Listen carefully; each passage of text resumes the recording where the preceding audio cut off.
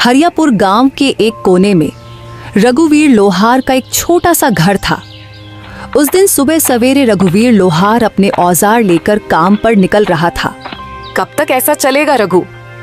हर रोज सुबह कुछ आस लेकर जाते हो और शाम को निराश होकर लौटते हो। क्या तुम्हें नहीं दिखता कि पूरे गांव में सबसे बुरी हालत हमारी है? क्या करूं राधा, तू ही बता। मेरी किस्मत ही फूटी हुई है तो मैं क्या कर सकता हूं। जब भी हालात सुधरने लगते हैं कुछ न कुछ ऐसा हो जाता है कि फिर से सब कुछ बिगड़ जाता है। अब देख, पहली बार जैसे तैसे कुछ जमा किया, तू बीमार पड़ गई, सब खर्च हो गया। फिर रतन के पैर में वो गहरी चोट, पूरा इलाज करवाने में फिर से सब कुछ खत्म हो गया। तभी 10 साल का रतन दौड़ता हुआ आया और उसकी मासूम आंखों में भूख थी, पर मन में कुछ कहने की हिम्मत भी। पिताजी, मेरे मन में कई दिनों से अच्छा खाना खाने की इच्छा हो रही है। हमारे घर में दूसरों की तरह पकवान क्यों नहीं बनते? रघुवीर की आंखें नम हो गईं। तू चिंता मत कर बेटा, हमारे दिन भी जरूर बदलेंगे। एक वक्त आएगा जब हम लोग दूसरों से भी अच्छे पकवान बनाएंगे, फिर तेरा जो दिल करेगा वही खाएंगे। लेकिन पिताजी, एक बात बोलूं? जब पड़ोस की ताई अम्मा के घर से पकवानों की खुशबू आती है ना, तो मैं तो खींचा चला जाता हूँ। एक दिन चला भी गया था, लेकिन उन्होंने मुझे देखते ही खाना छुपा लिया और कहा, यहाँ मत आ, भाग जा यहाँ से। तो मैं वापस आ गया। राधा की आंखों से आंसू बहने लगे। उसका दिल जैसे किसी ने मसल कर रख दिया हो। रघुवीर कुछ नहीं बोला, चुपचाप अपने औजार उठाए और लोहार की दुकान की ओर चल पड़ा। रघुवीर की लोहार की दुकान गांव के चौराहे पर थी। उस दिन जैसे ही उसने भट्टी सुलगाई और हथौड़ा उठाया, उसे लगा कि उसके बाजुओं में अब पहले जैसी ताकत नहीं रही। उसके हाथों की चोटें भी जैसे थक चुकी थीं। हे भगवान, और कितनी परीक्षाएं लोगे। आज एक भी ग्राहक नहीं आया और ऊपर से घर की हालत, रत्न की मासूम बातें सब कुछ तोड़ कर रख देती है। तभी गांव का मुखिया दुकान पर आ पहुंचा। उसके चेहरे पर एक औपचारिक मुस्कान थी। हाँ रघुवीर, क्या हुआ? आज तुम्हारे हाथों में पहले जैसा जोर नहीं दिख रहा। क्या बात है? मन कुछ बोझिल लग रहा है, क्यों? हाँ मुखिया जी, अब आप तो सब जानते हैं, फिर भी पूछते हैं। मेरा परिवार बहुत बड़ी आर्थिक तंगी में है। मेहनत तो बहुत करता हूँ, लेकिन हाथों में किस्मत नहीं है। मुखिया चुप रहा, लेकिन तभी बगल से बाली आ गया। गांव का वो आदमी जिसे दूसरों के दुख में भी मजा आता था। मुखिया जी, मैं तो कहता हूं कि इस रघुवीर को गांव से निकाल देना चाहिए। उसकी मनहूस छाया धीरे धीरे पूरे गांव में फैल रही है। कहते हैं कुछ लोग ऐसे होते हैं जिन पर काल की छाया होती है और जो पूरे गांव को बर्बाद कर सकते हैं। मुखिया पहले चौंका, फिर हंसने लगा। बाली भी हंसने लगा। अरे बाली, तू भी ना चल, छोड़ इसे, चल यहाँ से। दोनों रघुवीर की हालत पर हंसे और चले गए। रघुवीर वहीं बैठा रहा, आंखें आसमान की ओर उठाए। हे भगवान, क्या मैंने अपनी तकदीर खुद लिखी थी? क्या मैंने किसी का बुरा किया है? कभी चोरी, कभी बेईमानी, मैंने कुछ बुरा नहीं किया। फिर मेरे ऊपर यह दुख क्यों आया है? क्यों? मेरे सपनों के दिए बुझ गए, मेरी उम्मीदों के चिराग बुझ गए। धुंध में खो गया हूं, कहीं से रास्ता नजर नहीं आता। यह तन्हाई कब खत्म होगी? उसकी हथेली से हथौड़ा नीचे गिर गया। उसका हौसला उस दिन भट्टी से पहले ही बुझ गया था। मैं आज भी खाली हाथ जाऊंगा। राधा उम्मीद लगाए बैठी होगी। मेरा तो घर जाने का भी मन नहीं कर रहा। मैं क्या करूं? मेरा बेटा भूखा होगा। शाम को रघुवीर थका हारा अपने घर पहुंचा। उसका चेहरा उदास था।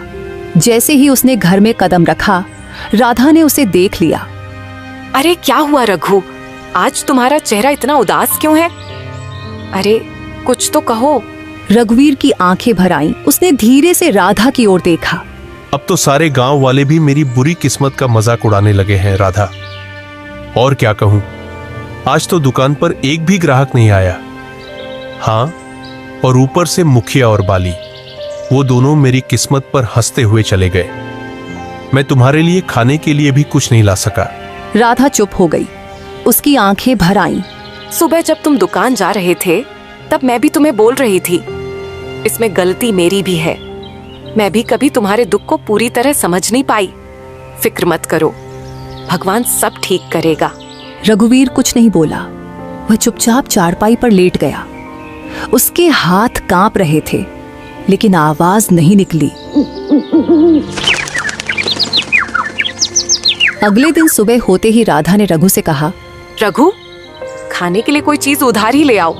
हमारे गांव की दुकान हो सकता है तुम्हें कुछ सामान उधार दे दे। नहीं राधा, मैं कल भी गया था उसके पास। वह पहले अपना पिछला उधार मांग रहा है। अब मुझे उसकी दुकान पर जाते हुए शर्म आती है। मुझे नहीं लगता कि हमारे हालात कभी भी ठीक हो सकेंगे। ऐसा ही चलता रहा तो हमें यह गांव छोड़कर जाना पड़ेगा।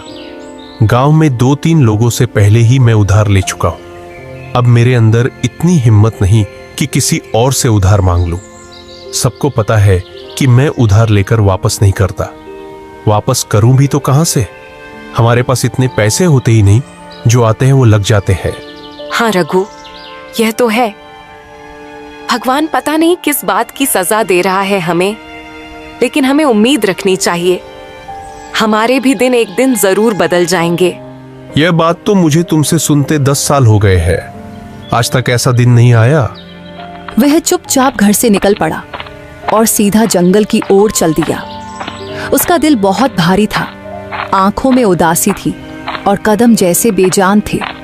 दिमाग में बार बार एक ही ख्याल आ रहा था, क्या जिंदगी का यही अंत है? क्या मैं अपनी तकलीफों से हमेशा के लिए मुक्त हो जाऊं? रघुवीर आत्महत्या के विचारों में डूबा हुआ गांव की सीमा तक पहुंच चुका था। तभी सामने से मुखिया आता हुआ दिखाई दिया।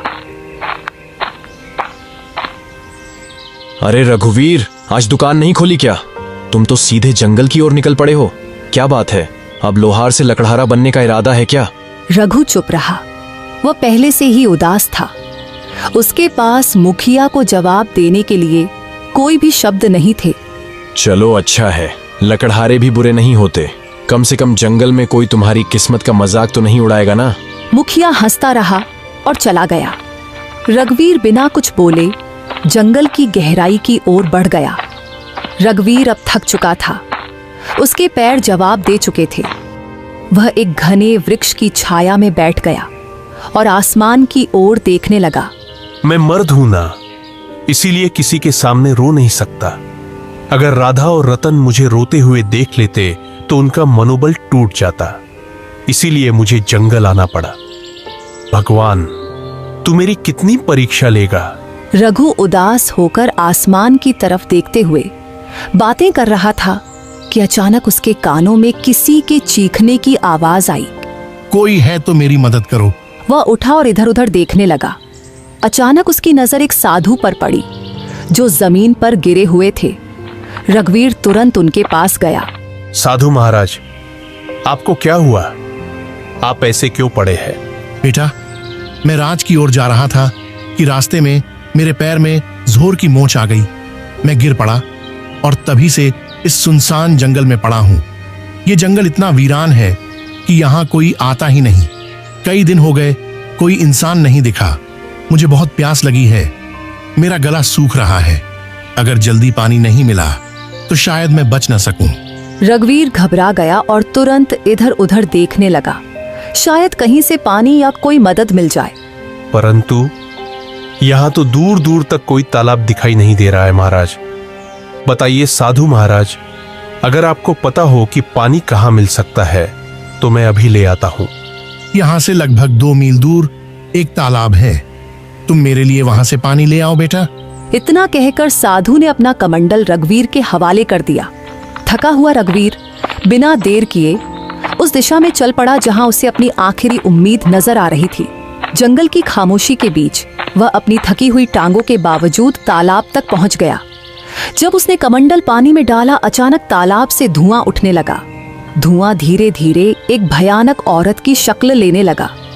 यह दृश्य देखकर रघुवीर के दिल में डर और हैरानी की लहर दौड़ गई। तेरी हिम्मत कैसे हुई उस तालाब का पानी लेने की?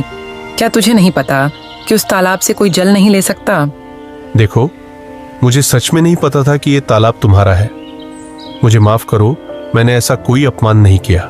मैं एक डायन हूँ अगर तुझे ये जल चाहिए तो मेरी एक पहेली का उत्तर देना होगा। अगर उत्तर गलत दिया तो इसी तालाब में डुबोकर मैं तुझे मार दूंगी। लेकिन हाँ, एक और रास्ता है जिससे तू बच सकता है। तू बिना जल लिए यहाँ से चला जा, न पहेली न मौत। रघुवीर गहरी सोच में डूब गया। एक ओर साधु की प्यास और दूसरी ओर मृत्यु का भय। मैं यहां से जल लिए बिना बिल्कुल नहीं जाऊंगा। मैंने किसी से जल लाने का वचन दिया है और मैं अपना वचन नहीं तोड़ूंगा। तो मेरी ये पहेली सुन। एक घर ऐसा जो हर दिशा में खुला हो, जिसके अंदर उजाला हो, पर ना कोई खिड़की हो, ना कोई दरवाजा, ना कोई दीवार हो और ना ही कोई जमीन, फिर भी सब कुछ उसमें समाया हो। बता, कौन है वो? रघुवीर ने कुछ क्षणों के लिए अपनी आंखें मूंद ली। उसकी सांसें तेज और बेकाबू थीं, मानो दिल के भीतर एक तूफान चल रहा हो। लेकिन उसके चेहरे पर एक अनोखा सा सुकून था, एक गहराई से भरा शांत भाव, जैसे वो अपने भीतर की रोशनी से सच्चाई को खोजने की कोशिश कर रहा हो। अंदर से बेचैनी के बावजूद उसके माथे पर एक दृढ़ संकल्प की रेखा साफ नजर आ रही थी, जो ये बता रही थी कि वह हार मानने वाला नहीं है। वो है मनुष्य का मन, जो हर दिशा में खुला होता है, जिसमें उजाला भी होता है और अंधकार भी। ना कोई दीवार, ना कोई दरवाजा, फिर भी उसमें पूरा संसार समा जाता है। डायन कुछ पल चुप रही, जैसे रघुवीर के उत्तर पर हैरान हो गई हो। फिर अचानक वह जोर से हंसने लगी, एक ऐसी हंसी जिसमें हैरानी, गुस्सा और शायद थोड़ी सी खुशी भी छुपी हुई थी। तू पहला योगी है जिसने मेरी पहेली का सही उत्तर दिया है। जा, जितना जल चाहिए ले जा। आज तुझसे मिलकर मुझे प्रसन्नता हुई। रघुवीर ने अपने कमंडल को ठंडे और साफ जल से भर लिया। उसकी आंखों में एक चमक थी, सफलता और संतोष की। फिर वह तेजी से लौट पड़ा। कदमों में जल्दी थी लेकिन दिल में शांति। वह सीधे उसी स्थान पर पहुंचा जहां साधु महाराज निर्जीव से पड़े थे, जैसे उनके जीवन की आखिरी उम्मीद सिर्फ रघुवीर की वापसी से जुड़ी हो। लीजिए महाराज, मैं जल ले आया हूं। साधु ने जल पीते ही रघुवीर को गहराई से देखा।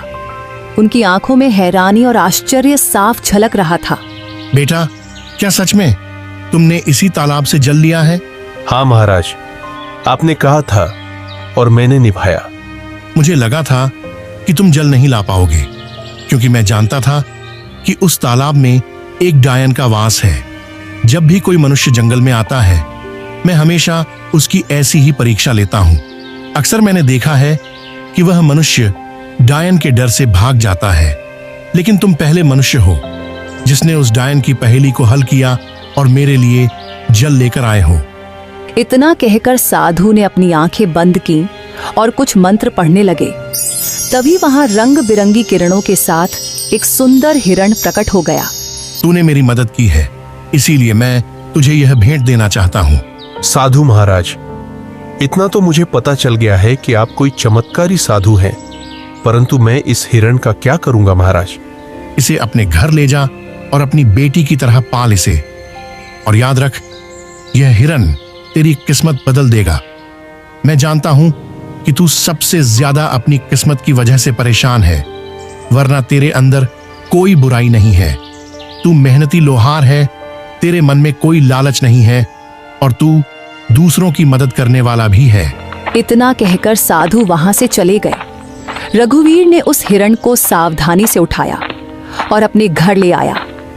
हिरण की सुंदरता और चमक देखकर रघुवीर के दिल में नई उम्मीद जगी और उसने ठाना कि उसकी रक्षा करेगा और अपनी किस्मत बदलने की कोशिश करेगा। अरे, ये हिरण आपको कहाँ से मिला? रघुवीर ने सारी कहानी राधा को सुनाई।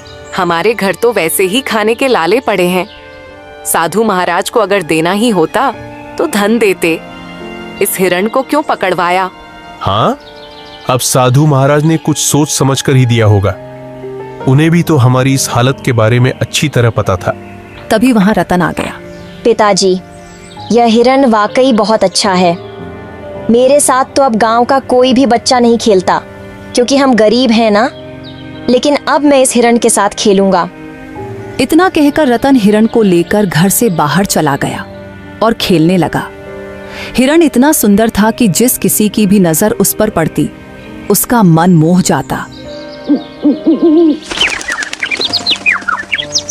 अगले दिन जब रघुवीर अपने दुकान पर जाने की तैयारी कर रहा था, तभी गांव का जमींदार उसके घर आ पहुंचा। आप तो जमींदार हैं, मेरे घर पर क्या करने आए हैं? इससे पहले तो आप कभी नहीं आए। भला मुझ जैसे गरीब के घर में आपका क्या काम है?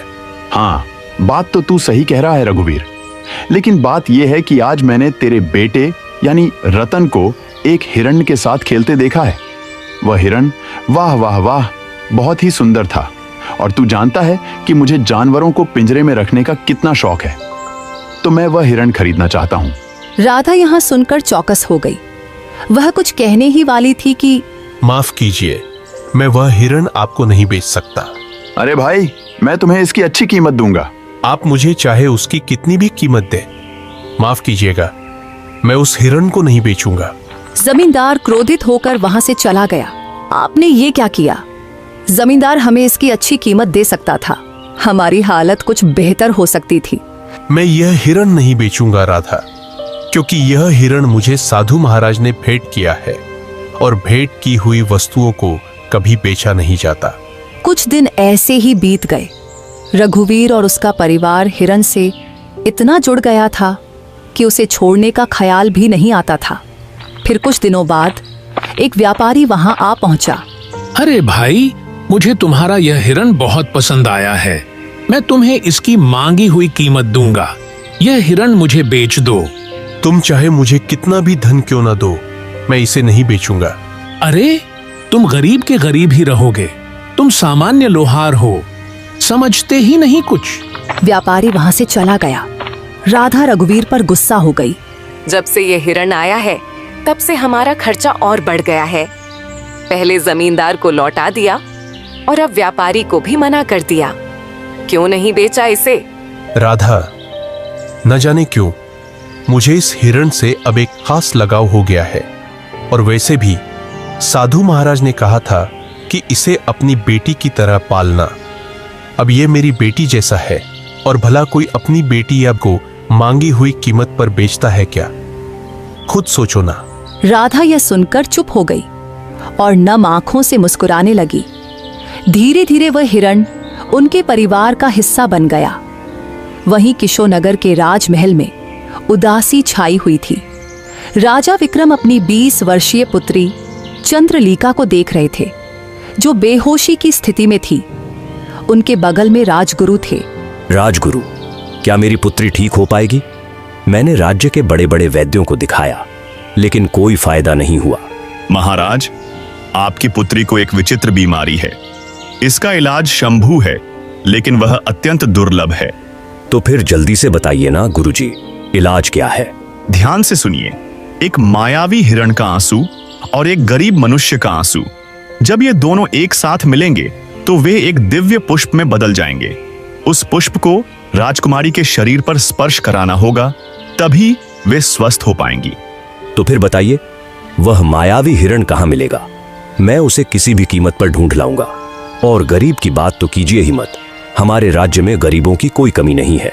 आपने पूरी बात सुनी नहीं महाराज। अगर किसी गरीब को जबरदस्ती रुलाया गया तो वह आंसू व्यर्थ होगा। दोनों को अपने आप दिल से रोना होगा, तभी वह पुष्प प्रकट होगा। तो फिर क्या? तुम्हें पता है राजगुरु की वह हिरण इस समय किसके पास है? हाँ महाराज, मैंने साधना के दौरान यह देखा है। वह मायावी हिरण हरियापुर गांव के एक लोहार के पास है। राजा विक्रम अपने मंत्री जगन्नाथ और 2 सिपाहियों के साथ हरियापुर की ओर रवाना हुए। कुछ ही देर में वे हरियापुर पहुंचे। वहां गांव का मुखिया दौड़ता हुआ आया। हमारे तो भाग्य ही खुल गए, राजा विक्रम पधारे हैं। मुझे तुम्हारी बातें सुनने में कोई दिलचस्पी नहीं है। बस इतना बताओ, क्या इस गांव में कोई लोहार रहता है जिसके पास एक हिरण है? हाँ महाराज, रघुवीर लोहार है। पूरे गांव को पता है कि उसके पास एक हिरण है, और वह हिरण किसी को देता भी नहीं है, क्योंकि वह अत्यंत सुंदर है। मुखिया राजा विक्रम को लेकर रघुवीर के घर की ओर चल पड़ा। मंत्री, 2 सिपाही और स्वयं राजा को देखकर रघुवीर चौंक गया। क्यों? क्या तुम्हारे पास कोई हिरण है? और क्या वह मायावी भी है? प्रणाम महाराज। प्रणाम।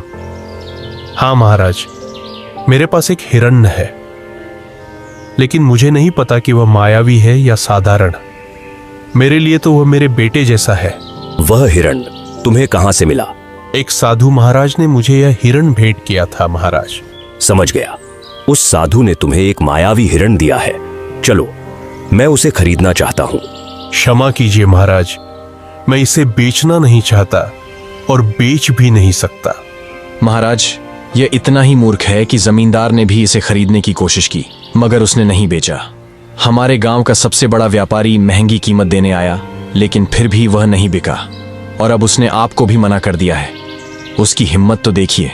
देखो लोहार, मुझे उस हिरण की बहुत जरूरत है। मैं तुम्हें उसकी महंगी कीमत दूंगा, समझ रहे हो ना? महाराज, मैं नहीं दूंगा, क्षमा कीजिए। मैं तुम्हें आधा राज सूप दूंगा, बस मुझे वह हिरण दे दो। नहीं महाराज, अगर आप मुझे पूरा राज भी दे दे तब भी मैं उसे आपको नहीं दूंगा, क्षमा करें। सिपाहियों, इस लोहार को बंदी बना दो और उस हिरण को पकड़कर महल में ले आओ। चलो। सिपाहियों ने रघुवीर और हिरण दोनों को पकड़कर महाराज के सामने पेश किया। कैसा लग रहा है अब मूर्ख? मैं तुम्हें आधा राज्य देने को तैयार था और तुमने इनकार कर दिया। अब मैं तुम्हें उस हिरण को बिल्कुल नहीं दूंगा।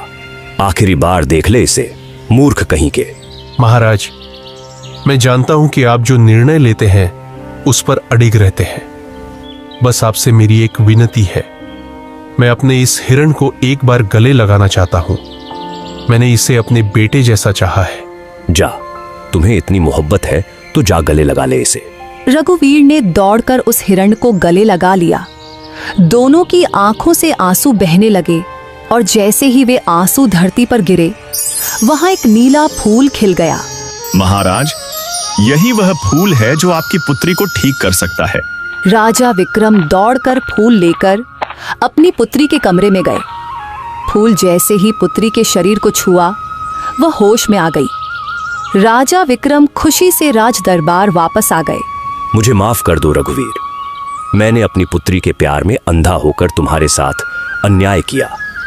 तुम्हारे आंसू सच्चे थे। अब मैं समझ गया कि तुम कितना सत्य बोल रहे थे। तभी वहां साधु महाराज प्रकट हो गए। महाराज, यह गरीब लोहार किस्मत का मारा है। उस हिरण को मैंने ही उसे भेंट किया था और मैंने कहा था कि यह उसकी किस्मत बदलेगा। मैं जानता था कि आपकी पुत्री का इलाज उसी मायावी हिरण से होगा, लेकिन वह तभी संभव था जब हिरण पालने वाले की आंखों से सच्चे आंसू निकले, और सच्चे आंसू केवल सच्चे इंसान के निकलते हैं। साधु ने रघुवीर को देखकर कहा, रघुवीर, तुम्हारा काम पूरा हुआ, और जैसा कि मैंने कहा था, यह हिरण तुम्हारी किस्मत बदलेगा। अब समय आ गया है। रघुवीर, हम तुम्हें बहुत सा सोना देते हैं। तुम्हारी वजह से हमारी पुत्री ठीक हो गई है। हम तुम्हारा यह एहसान कभी नहीं भूलेंगे। महाराज, आपकी मेहरबानी है, लेकिन कृपया करके मुझे यह न दें। नहीं नहीं नहीं रघुवीर, यह भेंट है और भेंट को कभी ठुकराते नहीं। आज से तुम मेरे राजमहल में मेरे सलाहकार बनकर रहोगे और मेरे खजाने की रिक्शा का काम तुम्हारे कंधों पर होगा। तुम सच्चे इंसान हो, और हाँ, जिस गांव में तुम रहते हो, आज से तुम उस गांव के जमींदार हो। वह पूरा गांव अब तुम्हारा होगा। रघुवीर पूरी दौलत लेकर अपने घर वापसी की राह पर निकला, जो उसकी मेहनत, ईमानदारी और सच्चाई का अनमोल इनाम था। इस तरह एक सामान्य लोहार अपनी मेहनत और प्यार की वजह से अपनी किस्मत बदलने में कामयाब हो गया। उसका जीवन अब पहले से कहीं ज्यादा खुशहाल और सफल था, और वह अपने गांव के लिए एक मिसाल बन गया।